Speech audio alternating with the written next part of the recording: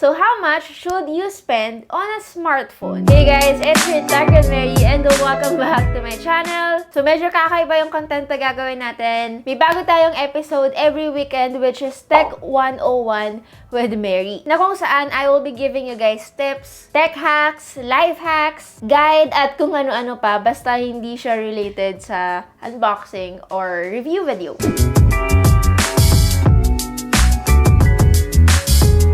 So, magkano nga ba dapat yung i-invest nyo sa isang smartphone or sa mga smartphones? Magkano ba yung dapat na ginagastos nyo sa smartphone na bibili nyo? Ito guys ay coming from a regular consumer at isa na ring tech reviewer insight. You might find this weird pero syempre gusto ko rin malaman nyo at maramdaman nyo na hindi porket gumagawa ko ng unboxing or review video ay pinipilit ko kayong bilhin ng isang product. I'm basically just trying to review and not forcing you to buy. Think of it na lang guys na every time you watch my review videos, para na lang din kayo nagtatanong sa inyong kaibigan kung dapat ba kayong bumili ng smartphone na to or hindi. Also guys, explain ko na rin sa inyo kung ano ba yung madalas na nagiging mistake or pagkakamali, lalong-lalo na ng mga kabataan ngayon na napapansin ko lang naman, hindi naman lahat when it comes to buying smartphones or spending their money on smartphones. So, since graduate naman ako ng marketing guys, medyo may idea naman ako when it comes to items na mabilis mag-depreciate ng value. At isa na dito ang gadgets, lalong-lalo na ang smartphones. Meaning, over time, mawawala na yung value nila. And I think most of you guys naman ay alam ito. Halimbawa na lang if you will be buying the latest Android flagship smartphone which is the Samsung Galaxy S21 Ultra. After a year, you must know na bababa ang presyo niyan once na binenta nyo siya ng sobra-sobra dahil lalabas yung bago na sabihin na lang natin na S22 Ultra. You will get really low value. Kaya kung mapapansin nyo guys, most of the smartphones that I buy personally at hindi ko naman nakikita na gagamitin ko siya in the future, I sell it immediately like after a few weeks or after a month, even after a few days, lalo na kung hindi ko naman talaga siya masyadong magagamit, especially budget devices. Dahil once na pinatagal ko siya, halimbawa meron akong biniling Nokia 3.4 at plinano ko siyang i-stock dito sa studio. Alam niyo yun, para lang madami tignan yung smartphones ko. Tapos, eventually, declutter na ako at gusto ko na siyang ibenta after 6 months. Hindi ko siya mabilis na maibebenta. Bakit? Dahil yung 6 months na lumipas, sobrang dami ng budget phones ang lumabas. So, hindi na siya ganun ka-in. At, syempre, yung value, yung 7,000 pesos na meron ang Nokia 3.4, masyado na silang matataasan sa presyo kung ibebenta ko siya ng 6,000 or 5,000 pesos. Mostly, I'll only be able to sell it ng kalahati or 50% ng presyo niya, which is kinda sad dahil yung smartphone na in-unbox ko ay halos bago pa. So, yun guys, on this part, I hope you are getting my point. Hindi yan katulad ng sapatos na kapag meron kang hype shoes na binili at tinago mo over time at unused siya, dead stock, brand new, you might be able to double the amount that you paid for it. Hindi ako sneaker expert guys, pero madalas ito yung mga naririnig ko sa mga friends ko, lalo na kay Carlo. Kahit second hand market value ng mga shoes guys, they really do go crazy. So yes, ibang-iba po ang second hand market ng mga sapatos kaysa sa mga smartphones. So when buying smartphones,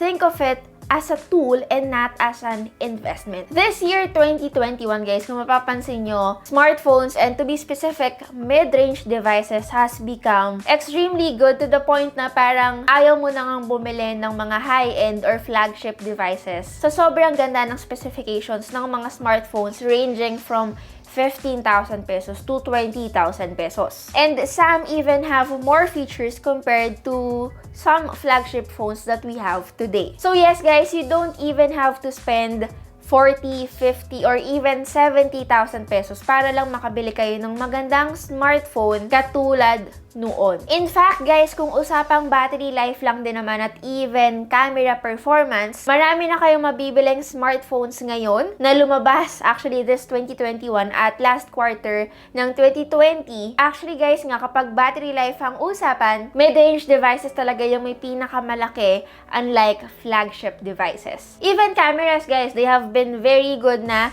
hindi man ako nakagawa ng mga videos comparing mid-range devices to flagship devices in terms of camera. Pero syempre, nakahawak na ako ng iba't ibang klase ng smartphone.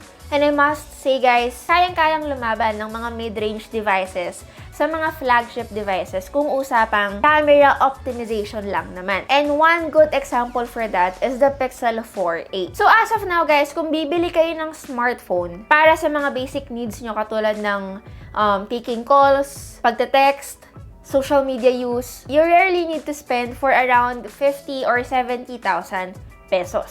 So again guys, for those basic needs, makakabili na kayo ng smartphone na around 15 to 20,000 pesos. And actually guys, sometimes you are just paying for the brand, lalo na kapag flagship devices. I've noticed this, lalong-lalo na guys, nung pumunta ako ng Green Hills. Marami pa rin ang bumibili ng mga second-hand iPhones. Again, hindi na siya tinatawag na GPP or refurbish because again, hindi man siya kailangan pasukan ng GPP chip para mag-activate yung SIM card sa smartphone. Pero again, hindi siya official galing sa Apple website kasi yung box, yung accessories, sila lang yung nag-provide nun and yes, they are OEM. And in fact, guys, sobrang daming bumibili ng mga ganong klase ng smartphones. Hindi ko sinasabi na wag, bawal, kasi syempre, pera nyo naman yan, you still get to decide at the end of the day.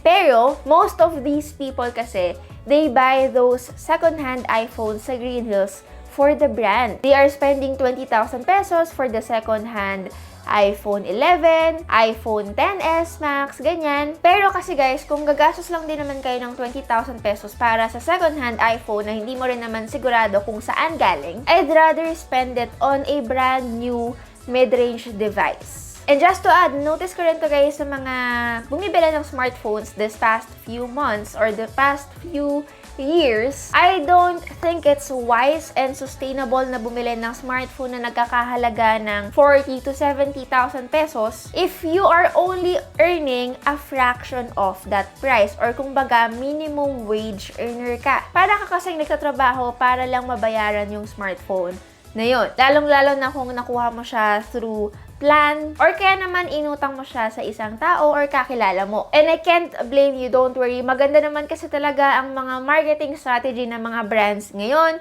Nag-o-offer sila ng mga home loan tuloy, home credit, or kaya naman pag high-end yan, may partnership sila with telco companies like Globe, Smart, and minsan sobrang daling ma-approve. So, medyo tempting talaga minsan. So yes, you don't have to buy those expensive smartphones just to impress the people you don't even like. So, kung bibili kayo ng isang flagship smartphone, again, ranging from 50, 60 to 70,000 pesos, make sure na kaya mong bumili ng dalawa. Hindi ko sinasabing bumili ka ng dalawa, pero you have the money to buy two. Meaning guys, may sobra ka pa, may savings ka pa. So again guys, huwag nyong ilalagay ang pera nyo sa isang depreciating asset like smartphones. And the fact that you have to constantly buy it over and over again, hindi siya magandang investment talaga. Now, how about you, Mary? Isa kang tech reviewer, bakit ka bilhin ng phones? Yun na nga yun guys, yun na yung sagot sa question na yun. Tech reviewer ako, there are times na pinapahiram ako, there are times na binibigyan ako, and there are times na bumibili ako ng smartphones. There are times then guys na hindi ko binibenta yung phone. Bakit? Kasi from my perspective, again, as a tech reviewer, itong mga smartphones na iniiwan ko or hindi ko binibenta, I can see it na magagamit ko in my future videos. Katulad na lang ng comparison videos, or kaya naman merong bago na pwede kong i-feature yung luma. Yung mga ganong bagay. Pero halimbawa, hindi ka naman tech reviewer, Mary, anong gagawin mo? Syempre, kung hindi ako tech reviewer, I am probably still working on a corporate world. So, meaning, ang salary ko ay ranging from 15 to 25,000 pesos. At this age, na 24 years old. Kung ganun lang kaliit yung sahod ko, guys, I don't see myself buying a flagship smartphone. Baka maaring ang cellphone lang din na nabili ko from my savings ay yung mga mid-range devices. Unless, syempre, may magre-regalo sa akin ng flagship device, hindi ko tatanggihan yan. At kung ganun nga rin ang sinasahod ko, I must know what to spend and what not to spend. So yep, at the end of the day guys, huwag tayong gumawa ng mga bagay desisyon na ikakasisi natin in the future. So yep, that is it for our video. Sana medyo marami kayo natutunan and marami akong mga pasabog na sinabi or medyo may mga masasakit akong nasabi, pero those are the truth and truth hurts. Again, it's your Takron Mary and see you on my next video. Bye guys!